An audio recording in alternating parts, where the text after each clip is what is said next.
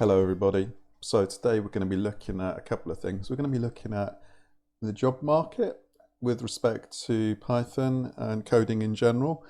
Then what I will do is I'll run through something I've been learning recently and set you a kind of challenge. So what we'll be doing is I'll be looking at some code that I've done in C, and I'll be seeing if you would like to be altering that or translating it into Python.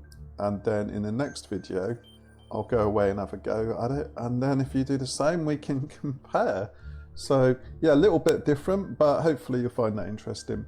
The whole point of that really is to just re-emphasize that coding is an approach to solving a problem, and one of the most straightforward ways of doing that is to tackle a mathematical problem.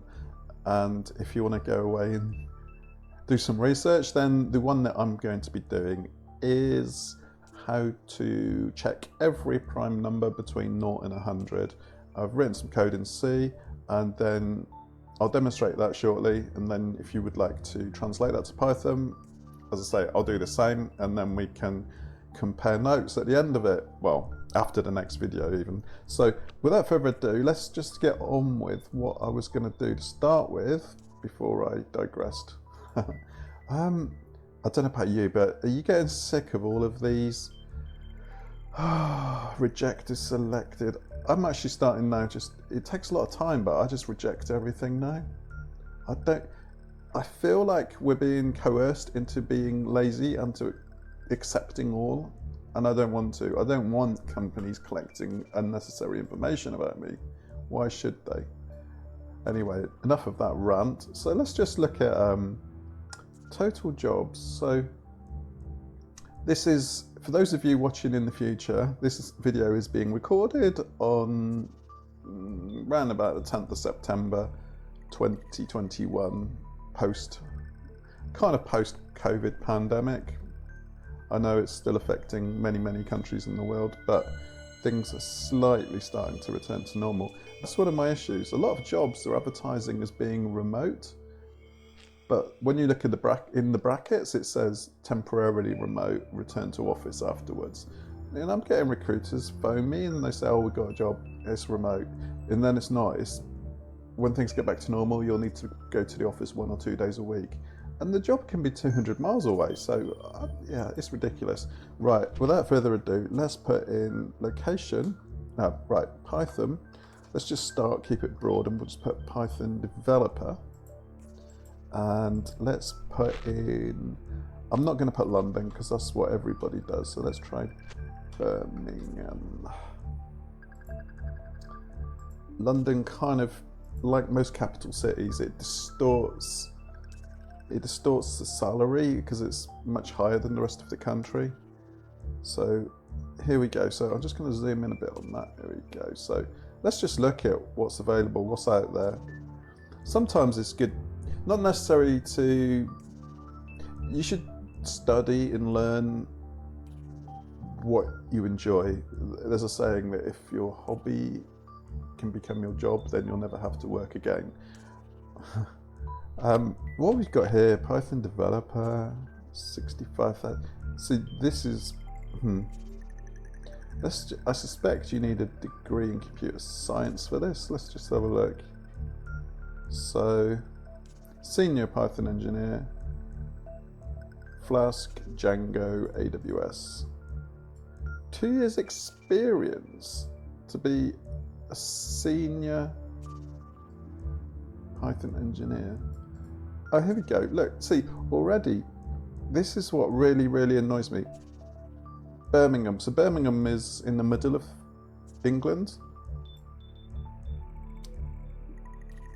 So the job is advertised as being in Birmingham, but when you read the description, the organisation based in Leeds.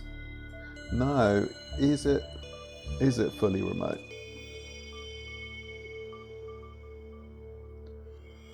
I never really trust these because at some point I believe you will get called into the office. Maybe that's not the case here, so we'll give them the benefit of the doubt. On a daily basis, you're working at agile development environment, ensuring that tasks and updates are delivered accordingly within the team. So no lone wolf coders here, I'm afraid. 25 days holiday a year, that's fairly standard. Okay, let's have a look at another one. That's actually, I can't pick too much fault with that one. Not that I'm trying to, but I'm just trying to sprinkle a dose of realism onto some of these adverts. So AWS, Python engineers. So AWS, you might have seen a previous video of mine where I shared my opinions on AWS, which I'm not going to go into again here. Server-side development with Python. Okay. JavaScript. Python and JavaScript you'll see mentioned together quite often. So if you've got one but not the other, then think about adding the one that you don't have. What else have we got? Contract. Contract jobs are a whole different ball game, which I don't know very much about, so I'm not even going to go there. Research engineer, okay. So Oxford University, senior Python developer, AWS, Django. So these things, you're starting to see a pattern, aren't you? Django, AWS, Python. Machine learning, again, I'm not going to go there because I don't know enough about it, and they all do tend to be, let's just have a look. I'm just interested what the machine learning actually, what the actual purpose of it is for.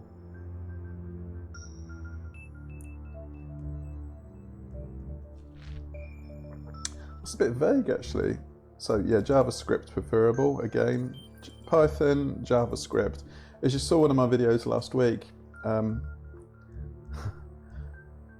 not that I'm going to start being a JavaScript convert anytime soon, but I think it's important to at least have some skills with JavaScript. Okay, it still doesn't actually say what they're doing.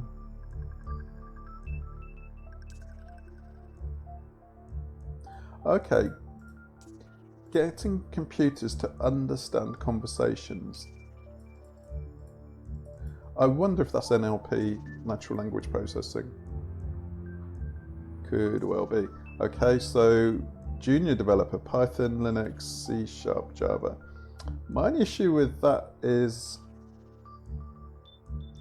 it will be steering you into some proprietary software, and my particular bias is to not get tied into a specific vendor, so that would be Microsoft, and that would be, I don't know who owns Java. Is it Oracle still? I don't know. Right, so what have we got? They want a graduate, so it's probably a computer science graduate, I would imagine. They will pay 5,000 per year. Okay, pay off your student loan. Wow. Free books and beer and a 24/7 snack wall. Wow.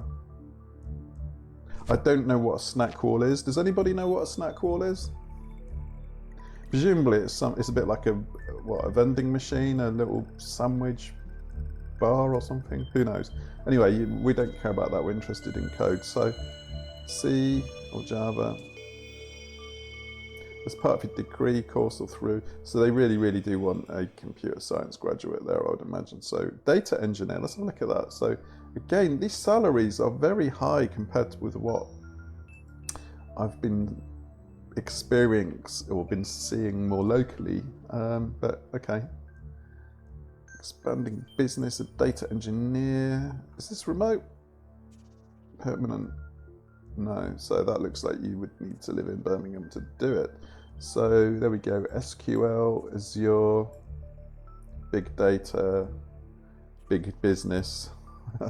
So yeah, if you can tolerate big business and all that goes with that, then that might be suitable for you. However, it's not what I would personally choose. So what else have we got? C++, Python, Windows Remote, Python Engineer, Graduate. That's that's probably quite good if you are a graduate. But right, the city, that means London. So look, I've put in Birmingham. Let's just see. Is it remote? Yeah, so 1 to 2 days needed in the office. So I've searched for Birmingham and it tells me this it shows me this job where you need to be 1 or 2 days in London. So if you want to commute from Birmingham to London 2 days a week, that's up to you. But personally, there's not sort of work-life balance that I would want to be entertaining, particularly because of the travel costs of travel, fuel, everything, accommodation. Salary was, yeah, I suppose if you're earning that, you would probably consider it. As a Python engineer, must be extremely literate, and ideally have some interest in trading combined with excellent core Python skills, including pandas. Well, there you go. If you've watched my stock trading API, then I don't quite think that tutorial is going to be enough to qualify you to do this, but yeah, it's an area of programming and coding which is particularly lucrative, as you can see from that. So it's not up to me to put you off or to encourage you. It's just showing you what's out there, really. And if you like what you see, then try and come on this website, which is total jobs. Let's try another one then. Let's try, I think Reed or another recruiter. So instead of let's try Birmingham again, just so we stay consistent. This, I suppose I need to get ad blocker or whatever, but I use so many different computers and so many different browsers. It's just, I'm never going to get around to sorting them all out. Anyway, I suppose that's the benefit of sticking to one machine. You can install all these extensions to block the stuff you don't want. So that's all turned off. There we go. Right, Birmingham. And Python.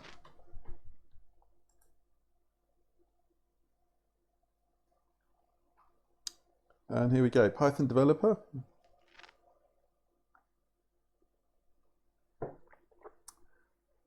Full-time, temporary or full-time. Let's just have a quick look at a couple of these, and then I don't want alerts. Just let me look at the advert. No!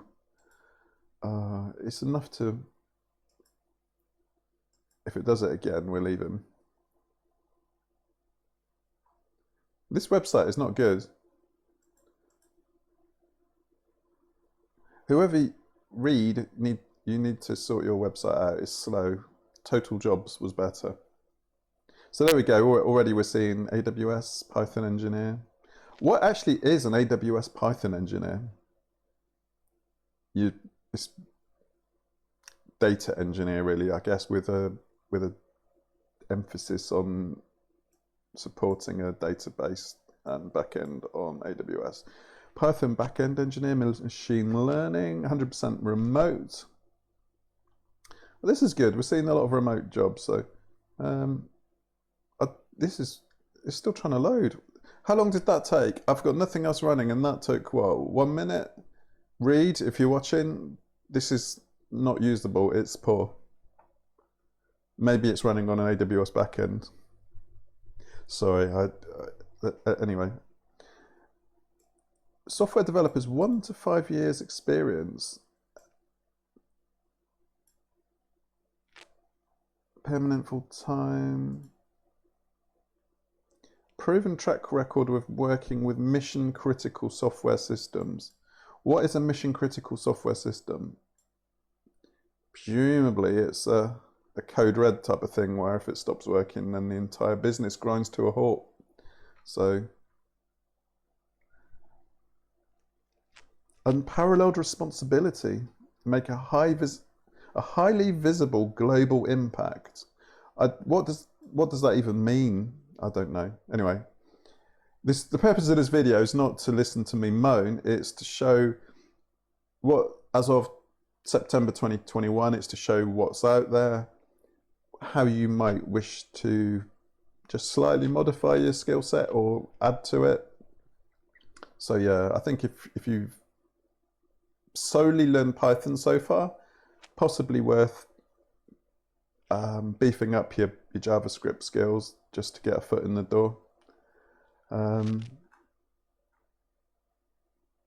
I don't think that's really going to you're not being asked to be a full stack web developer there. I think AWS and server-side Python. There's no mention of Django there. Personally, I don't want to go down the Django route. It's again, you're kind of tying in a lot of your skills and your effort into something which, with the passing of time, it may become less dominant and less sought after. So then you've got a lot of skills which aren't so transferable. That's just my take on things there. So anyway, let's have a look. Data engineer, Birmingham, reputable FTSE 100 company, operates in over 180 countries. Well, that's a lot, because how many countries are in the world? Is it 215 or something? So this is very, very slow. Wow.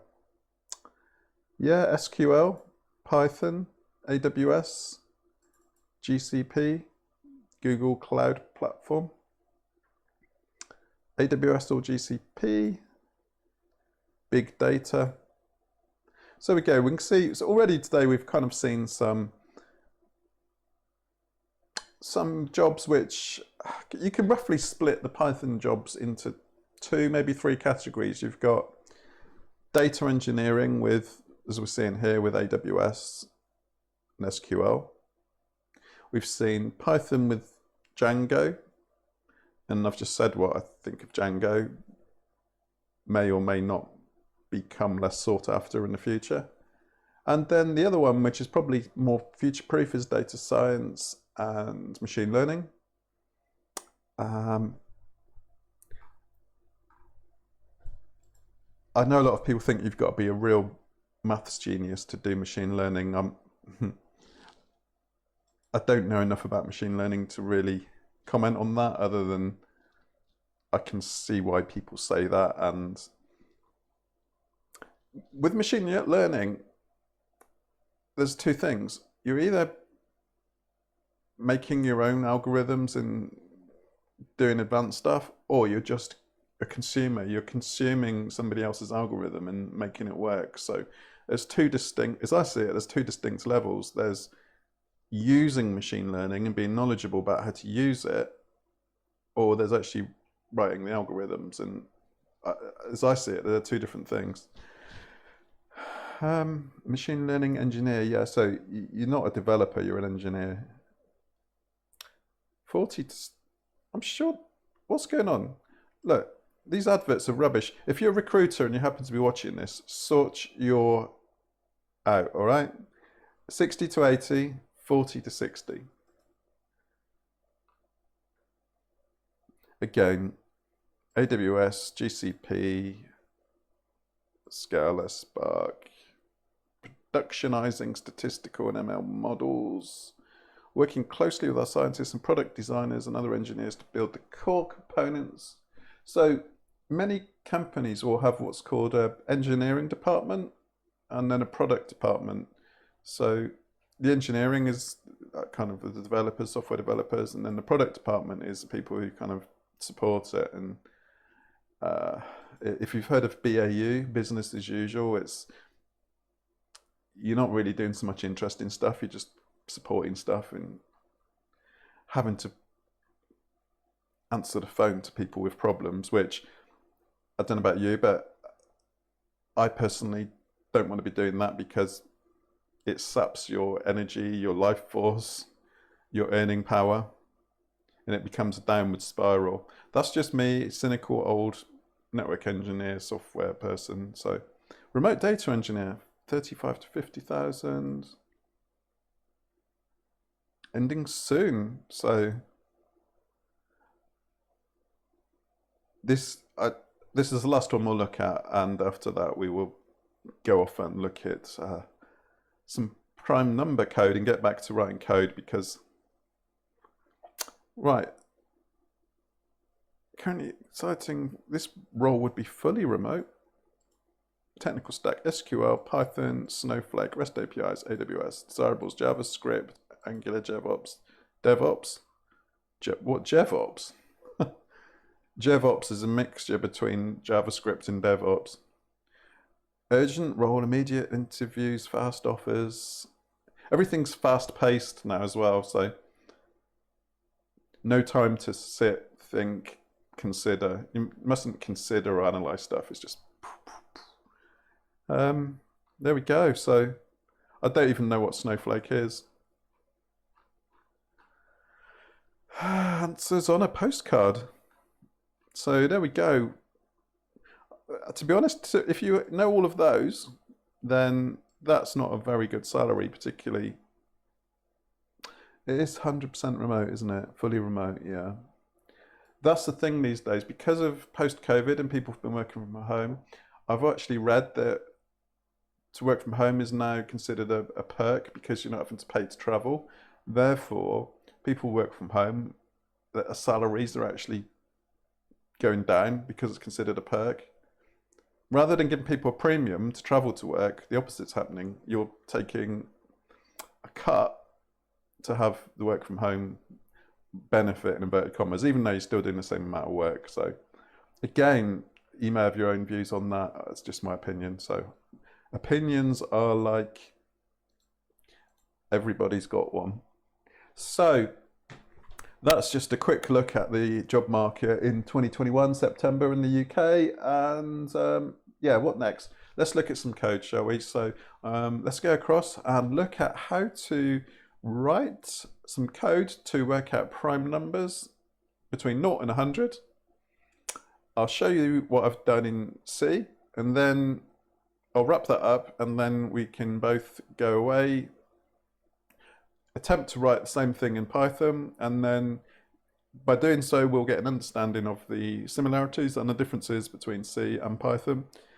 And it's kind of an attempt to take away some of the fear from other programming languages. Recently I've also been looking at more, if any of you've watched Code Monkey King with his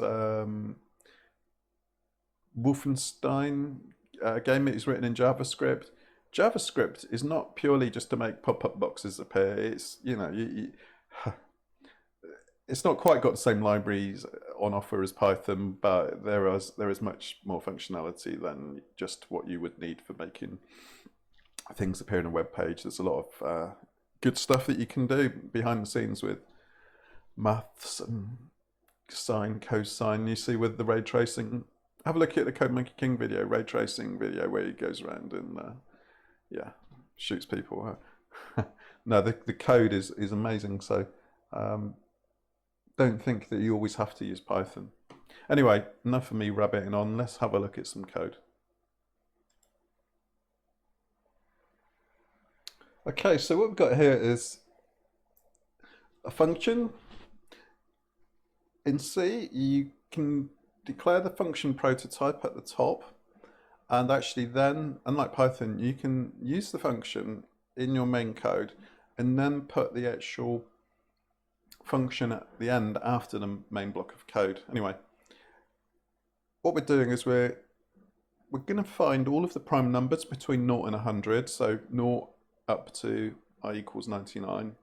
So we're going to iterate through every number between 0 and 100, and then we are going to calculate whether that particular number or integer is a prime number, i.e. if it's a prime number, it can only be divisible by itself or by 1.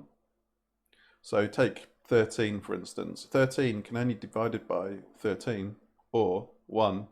No other numbers will divide into what can be divided into it, returning modulus 0. So yeah, the clue is in the word modulus. If you're going to write this in Python, which is the whole point of this challenge, then yeah, modulus. Whether you're using C, JavaScript, Python, modulus is what you will be needing. If you want to write this in JavaScript, I'd also be interested to see your results. I've written this so far in C. I'm going to write it in Python after this, and then I'll be back with a future video where we review the Python version and we'll compare them. So what I've done here is, this is the function now. So what we've got is we've got cal prime, which is the function which we've declared as a prototype on line 3. So I'm passing it int n. Int n is going to be passed from the main for loop beginning on line 10. So on line 10, drop the mic, sorry about that. Yeah, so on line 10, we're starting a for loop from 0 up to 99, and then within that for loop, we're going to call this function cal prime each time. And cal prime is basically going to check if any of the numbers between 2 up to 1 less than number. So I mentioned 13 just now. So 13 is a prime number. So what we want to be checking is, we know that if it can be divided by 1, we're not interested. And if it can be divided by 13, we're not interested. So we want to check all of the numbers in between. So that's why we're going from 2 up to the number -1. So we'd be going from 2 to 12 if we were checking 13. And then we would say if n, so when we were checking number 13, we would say if 13 modulus 2 equals 0, then return 0, return 0. Then the next one we would do is we would check if 13 modulus 3.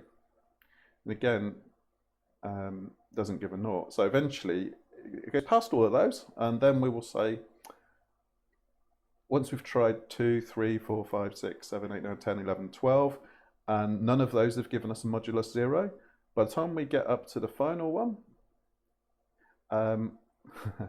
I've got code compiling. That's a typo there. Right, let's compile it again, and then we'll run it.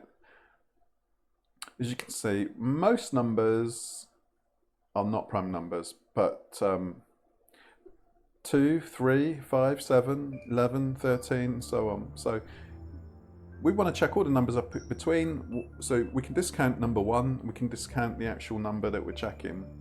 So 1 and 13 we'll discount, and there we go. So that's kind of a spoiler, I should say, for how to write a prime number checker in C. So if you can go and write it in Python, post in the comments if you've done it, or wait until a few days time when I've written the Python version. I'll be back with that, we'll run through that, and then what we'll do is we'll just look back and we'll just consider how similar or how different the two versions are. So yeah, hopefully this has been interesting. I know it's kind of a bit of a two-part video. We've looked at the state of the job market. I just think this is, whether you're looking for a job, whether you don't want the job, whether you're a NEET. Do you know what a NEET is? A NEET is not in employment, education, or training. You could argue if you're sat at home watching YouTube videos, then you are actually in training. It's not formal training. What it means is you're not at university, you're not working for an employer, you're not at school. So not at school, not at university, and you're not an apprentice or anything. So NEET, N-E-E-T. Are you a NEET? So on that, I think it's time to wrap this up. But what I would say is thank you for watching. Please subscribe, thumbs up, add a comment. Have a go at writing the prime number calculator. Calculate all the prime numbers between 0 and 100. Do it in Python. And then I'll be back in a few days with my Python version.